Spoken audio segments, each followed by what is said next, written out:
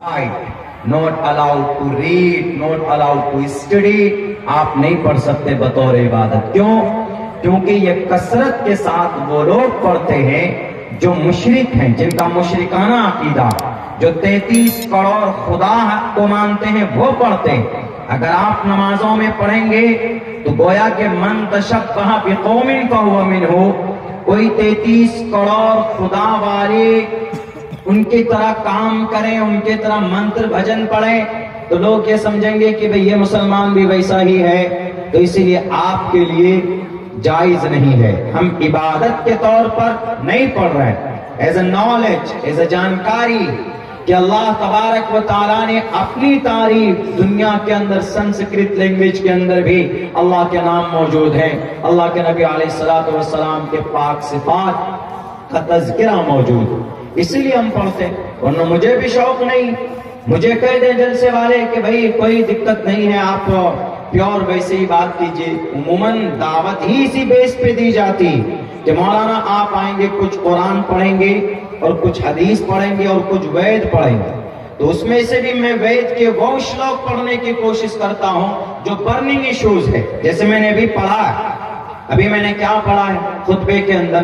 میں نے یہ پڑھا ہے کہ جنگ کرنا، جنگ کرو ٹھیک ہے، لیکن بیچ میں ادھر کے بھی آرمی ہو اور ادھر کے بھی لڑاکو ہو، دونوں طرف کے فوجوں کے بیچ میں جنگ ہو تو کوئی گناہ نہیں. لڑیے، لڑنا ہے آپ کو. آپ لوگوں کے بیچ میں بات نہیں ہوئی، لڑائی شروع ہو گئی، لڑو.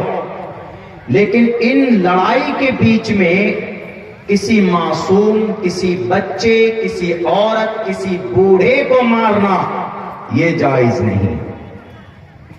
قرآن کریم کے اندر، اللہ کے نبی کی زندگی کے اندر مثالیں موجود ہیں، وعدات کے اندر اس کے پروف موجود ہیں.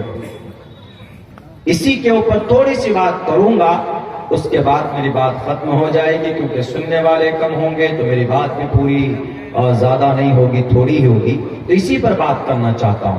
دیکھیے، ہمارے نبی پر، اللہ کے نبی پر اور اسلام پر کیا الزام ہے کہ یہ جہادی مذہب ہے، یہ لڑنے والوں کا مذہب ہے، یہ لڑائی کرتے ہیں، لڑتے ہیں. اور اللہ کے نبی 47 آپ کی زندگی کے اندر 27 جنگوں میں نبی پاک علیہ السلام خود شریک ہوئے اور آپ کے پاس 9 تلوار تھی.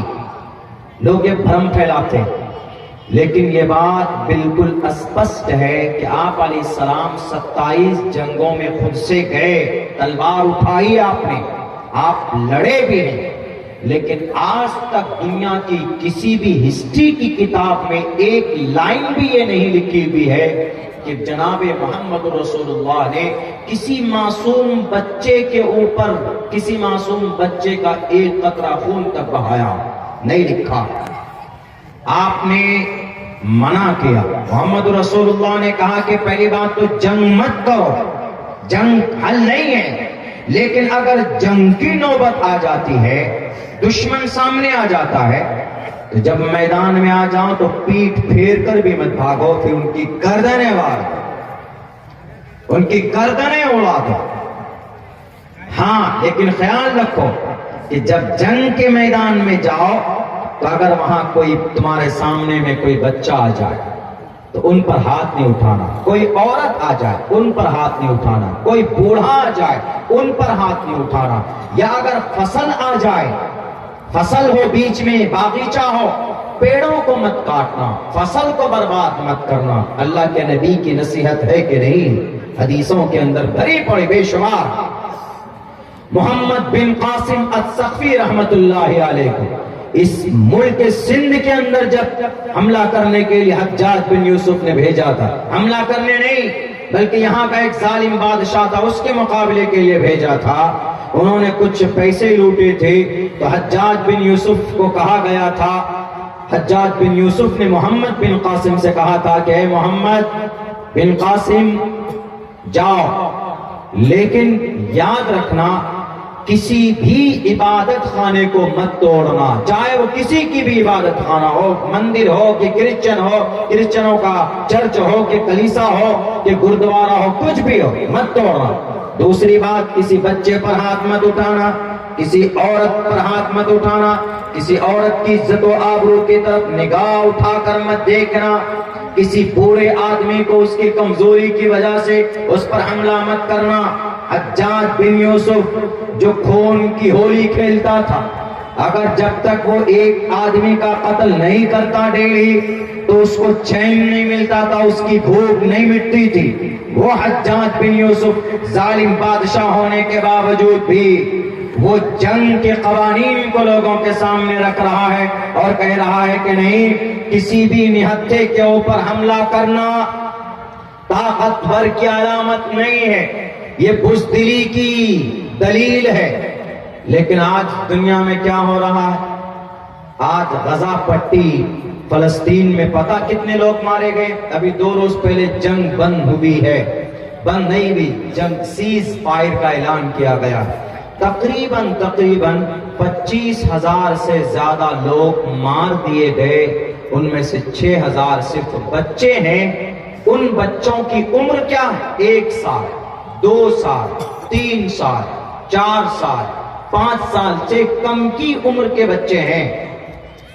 6,000۔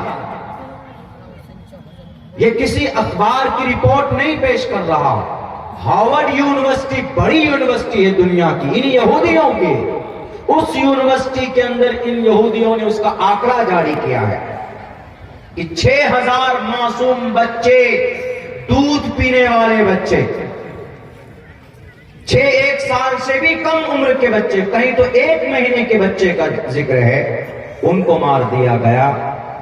اور 25,000 لاشیں تو ریکارڈ میں ہیں، جن کی لاشیں ملبے سے نکال لی گئی، اور جن کی لاشیں ملبے میں دبی ہوئی ہے وہ انکاؤنٹیبل ہے، وہ لاشیں گنی نہیں گئی۔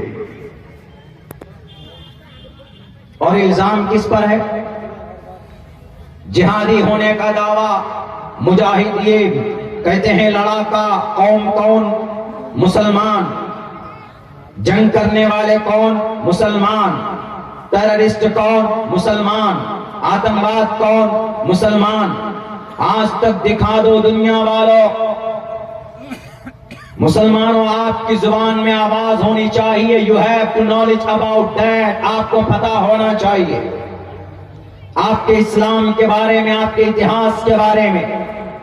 آپ اگر جاہل بن کر رہ گئے، اپنی بچوں کو نہیں پڑھایا، اپنی اسلام کے بارے میں، شریعت کے بارے میں ان کو انفارمیشن نہیں دیا، تو یاد رکھیے آپ کے آنے 20 سے 25 سال بعد جو قوم آئے گی، اس قوم کو صرف مسلمان ہونے کی بنیاد پر ان کے ہاتھ میں ہتھکڑی ڈال کر جیل کے سلاخوں کے پیچھے ڈالا جائے گا۔